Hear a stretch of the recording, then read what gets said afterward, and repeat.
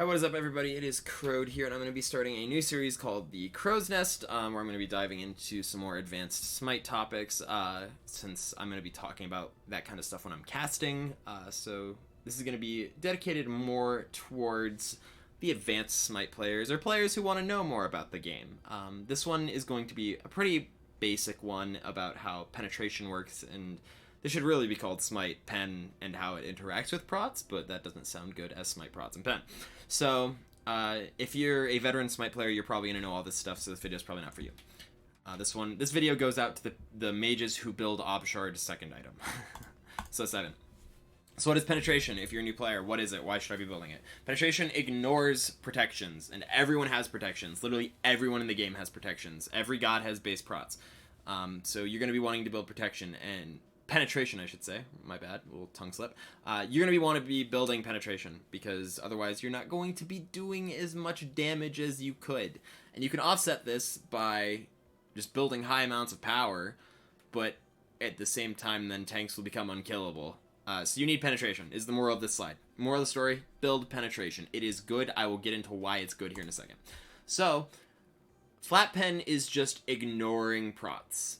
So for example, let's say I build Jotun's Wrath. It has 10 flat pen, and when it says plus 10 pen, or plus 10 penetration, that is what flat pen is. If it has a percentage behind it, it is percent. So 10 flat pen ignores 10 prots. So let's say I'm a mage. I have 15 physical prots base. I get hit by someone who has a Jotun's Wrath. I have 15 minus 10 equals 5. I would have 5 prots effectively against that player. So that's how flat pen works. Percent pen, it just removes and ignores, I should say ignores, a percentage of prots. So, for example, the math here, let's say I have 100 magical protections versus someone who has 40% penetration. So the way you would calculate this is 40% of my prots are being ignored. So you would go 100 times 0.4 equals 40. So then you'd go 40 minus, or 100 minus 40 equals 60. So that I essentially have 60 magical protections against this player. So flat pen is better against lower amounts of protections. Percent pen is better against higher amounts of protections. Does that make sense? Here are some examples if you don't get this. So let's say I have 100 magical protections versus someone who only has a Divine Ruin, 10 flat pen. So you'd be going 100 minus 10, which equals 90. That is not very good. You are ignoring 1/10 of their protections. Not very good. So then you have, this is another bad example, 20 magical protections versus 40% pen. So this person built like an absurd amount of percent pen in the early game when they didn't need to, and they're fighting squishies only.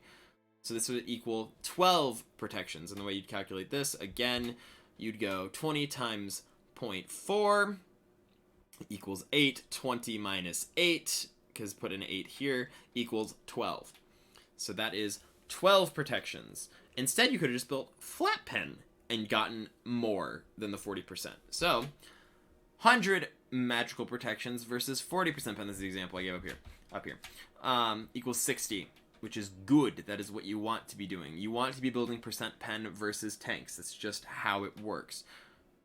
And I explained it. If you need a better explanation of it, go rewatch. I think I explained it pretty eloquently. So, and then you'd say I only have 20 magical protections and they have a Divine Ruin, then I'm only getting half of my protections worth, because that 20 minus 10 equals 10. So that's just the way it works. So those are some good examples. So that's why you build penetration. When should I build penetration? So this is an excellent question. You don't need to be building Obshard's literally first item as a mage, because you're not going to, no one is going to have the necessary protections in the game to make your Obsidian Shard worth it. Mid-mages and jungle assassins tend to build flat pen early because it's just good. The items are just good. Divine Ruin gives a lot of power, good passive, as well as that flat pen, so you're going to be doing more damage to squishies. And when they don't have pen, or don't have protections, excuse me. Spear of Deso is another good example of that, as well as Jotuns and Brawlers. Those are like the two bread and butter assassin items. They give great flat pen, and they make you do a lot of damage in the early, not only because of their power and their high base power, but because of that flat pen. That's overlooked a lot. by newer players especially.